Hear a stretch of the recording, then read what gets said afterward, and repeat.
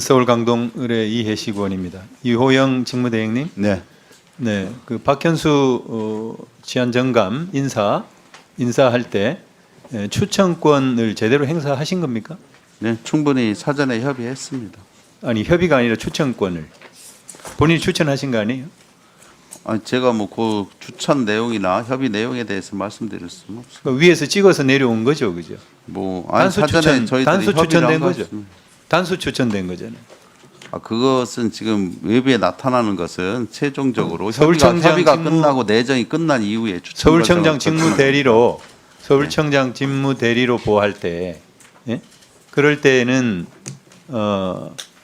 치안정감 지금 7명 그대로 두고 승진해서 한 이유가 뭐죠? 다른 보직은 이제 뭐 인사이동 이제 얼마 되지 않았고요.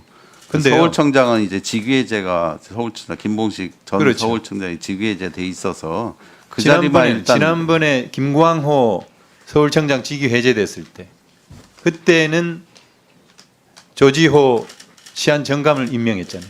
예, 그렇잖아요. 그때도 아마 단수로 했을 겁니다. 그러니까 7명 치안정감이 꽉 차 있어가지고 예, 예. 전보를 할 수밖에 없었다 그렇게 해놓고 이번에는 왜 승진 인사를 하는 거냐 말이죠. 이번에는 일단 김봉식 그 직위해제 청장이 아직 TO가 남아 있어서 그 당장 승진 그러니까 내정만 한 겁니다. 그래서 그러니까 어쨌든 말이 다르잖아요. 그때는 전보 인사를 그러니까 불가피한 이유를 설명했는데 이번에는 그냥 승진 인사를 시켰어요. 그리고 그것도 앞서 의원님들이 말씀을 하셨지만은 1년 6개월 만에 총경에서 치안정감으로 고속 승진을 시켰단 말이에요. 승진 내정은 그 밑에 서울청은 다른 청과 달리 치안감이 3명 1차장, 2차장, 3차장이 있습니다. 그래서 치안감으로 사실은 그 지휘하는 것이 좀 버겁다고 생각을 하고 그러니까 우리 승진 내정을 해서 치안감들을 말씀하시는 게 지휘할 수 조금 있도록 했습니다. 옹색해요. 그러니까 경찰이 이연령 비연령이에요. 코에 붙이면 코걸이고 귀에 붙이면 귀걸이고 이런 방식으로 그것은 결국은 인사권을 행사하는 사람들이 물론 인사권은 대통령한테 있는 것이지만은 예. 엄격하게 경찰 공무원법에 그리고 경찰법에 그 절차가 나와 있잖아요. 그리고 보통은 그 복수로 추천해서 자치경찰위원회하고 협의를 하도록 돼 있잖아요. 거의 협의 거친 거예요, 이거. 이게 통상적으로 복수 의원님 말씀대로 복수로 그렇잖아요. 하긴 하지만 단수로 한 예도 가끔 있습니다. 가끔 있는 게 아니죠. 윤석열 정부 들어와서 있는 거예요, 지금. 그 이전에 한 번도 그런 적이 없었어요. 지금까지 81차례가 있었는데 딱 3차례 빼놓고는 단수 추천이 없었어요. 다 복수 추천했어요. 이번에는 상황이 조금 엄중한 내란 상황이 상황이기 예, 때문에 오히려 소규모 인사 저도 이 자리에서 얘기를 했지만 인사를 해서는 안 된다라고 얘기를 했어요.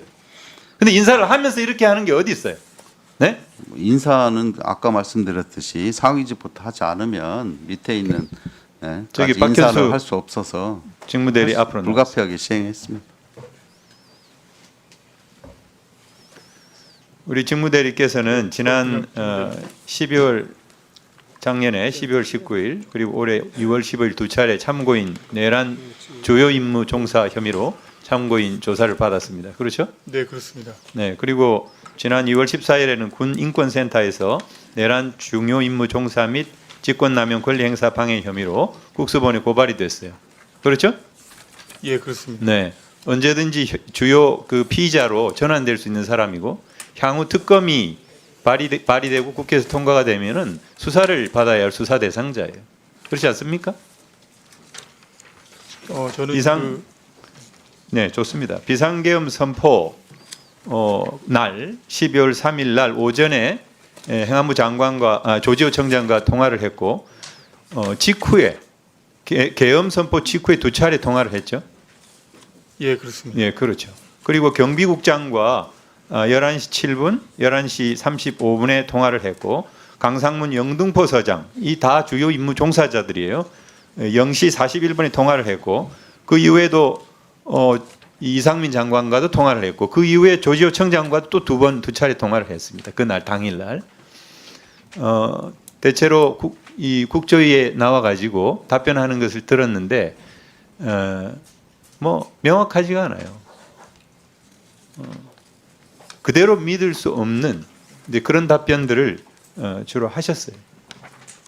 저는 지금 이 상황에서 이 내란 사태가 어쩌면 지속되고 있는 이 상황에서 왜 경찰국장인 분을 승진 임명을 시켜가지고 서울청장으로 발령했는가? 거기에 대해서 우리가 명확하게 짐작가는 바가 있다. 그렇게 생각이 됩니다. 앞으로 대통령 파면이 결정이 되고 60일 이내 선거를 치러야 돼요. 그죠?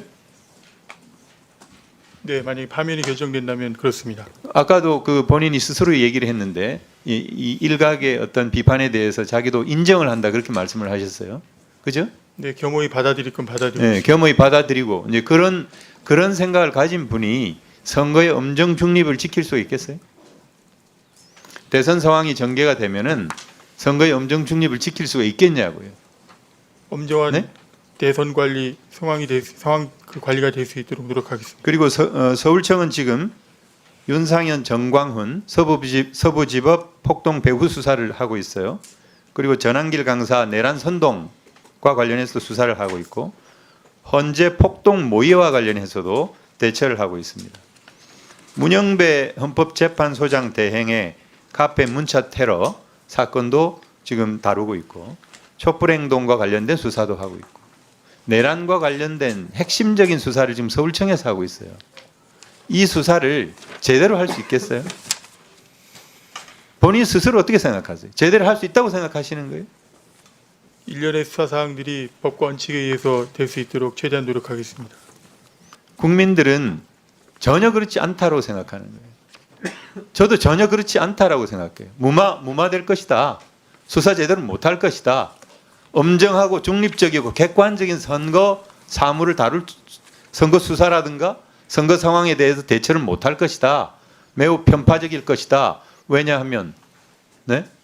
우리 지금 대리께서 정치 경찰이고 내란 경찰이기 때문에 그런 거예요.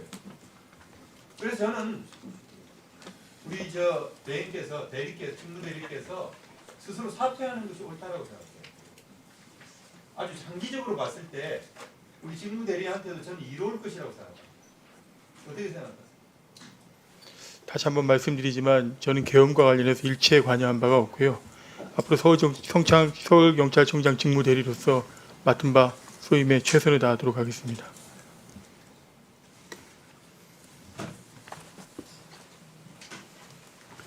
네, 다음은